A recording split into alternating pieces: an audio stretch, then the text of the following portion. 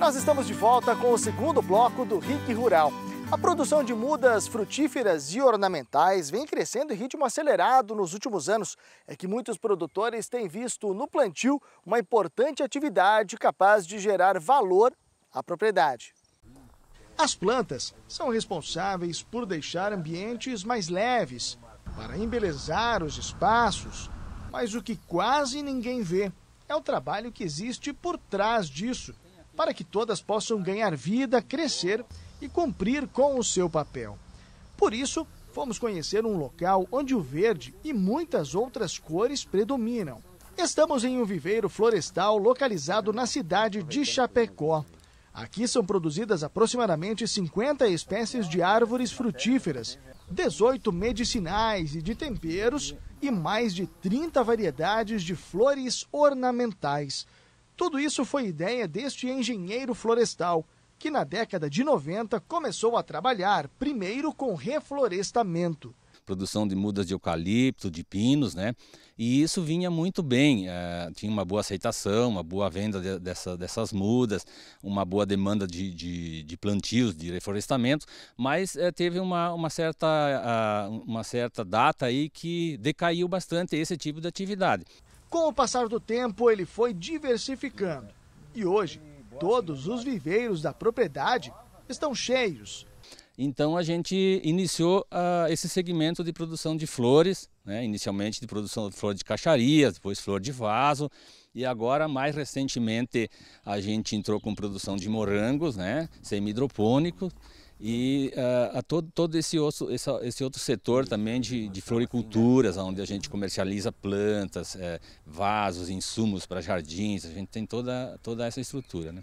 Assim como qualquer mercado, o das plantas ornamentais, frutíferas e também de reflorestamento precisa estar sempre em grande evolução.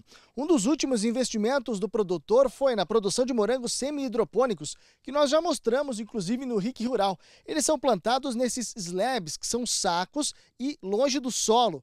O diferencial nesse caso é que não há nenhum tipo de utilização de agrotóxicos. A produção semi-hidropônica, nesse sistema de canteiros elevados, né, onde você não tem o morango em contato com o solo, você já elimina 80% das doenças que podem ocorrer, né?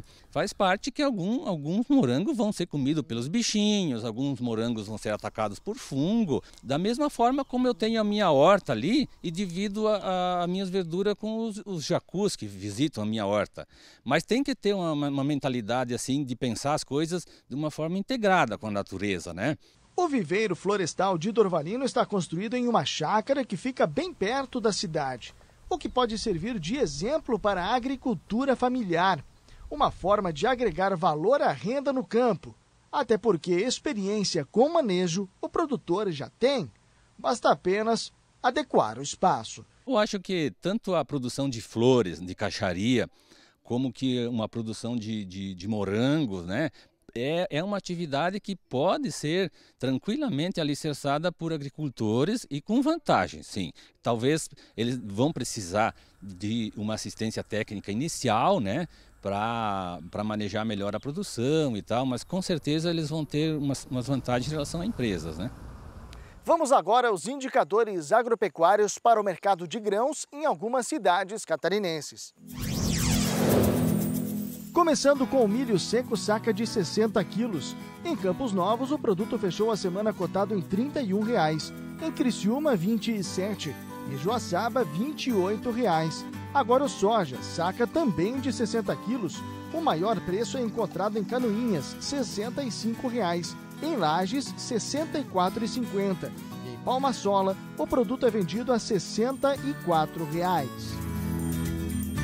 O maior volume de chuva dos últimos 48 anos foi registrado entre os meses de maio e junho. E isso influenciou negativamente a safra do trigo, que já é 30% menor do que em 2016.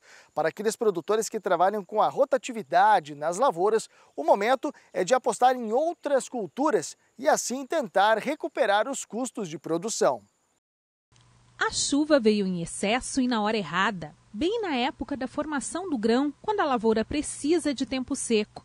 A primavera chuvosa e quente favoreceu a proliferação de fungos. Com medo dos efeitos do clima e com projeções desanimadoras de preço, os produtores plantaram menos. A área cultivada caiu de 2.100.000 hectares para 1.900.000, uma redução de 9%. Essa combinação de fatores resultou em uma safra menor, um grão de qualidade inferior e um preço bem abaixo do esperado pelo produtor. Existe uma paixão pelo trigo, né?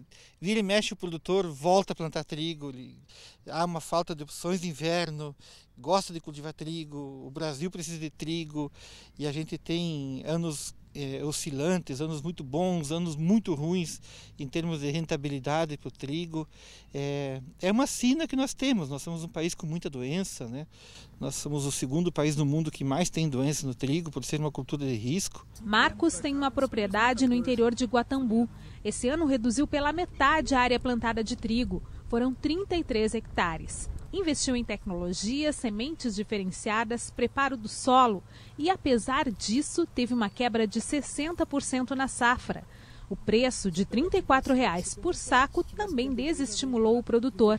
Ele decidiu que no ano que vem não vai cultivar trigo. Olha, o ano que vem a gente pretende aí agora para os próximos 3 a 4 anos dar uma parada no cultivo de trigo, vamos dar uma encerada aí. A propriedade em si não vai plantar nos próximos 3 anos, a gente vai procurar investir um pouquinho mais na alimentação dos bovinos e fazer uma cobertura de solo aí. Mas o engenheiro agrônomo alerta: a redução na área e a quebra na safra não devem impactar no preço pago ao produtor, já que os estoques de trigo estão altos. Porque tem outros fatores que influenciam nisso tudo, que é também o estoque mundial de trigo, né? Que ele não está baixo. O trigo, nós somos um ator pequeno, mas que o Brasil é um grande importador. O Brasil e o Egito são os grandes importadores de trigo no mundo. Nós importamos mais da metade do trigo que consumimos. E daqui a pouco, depois do intervalo comercial, tem mais RIC Rural para você, com uma pesquisa feita pela Epagre que visa submeter a semente do alho a um frio artificial e ainda o quadro Sabor da Terra, com mais uma receita especial para você.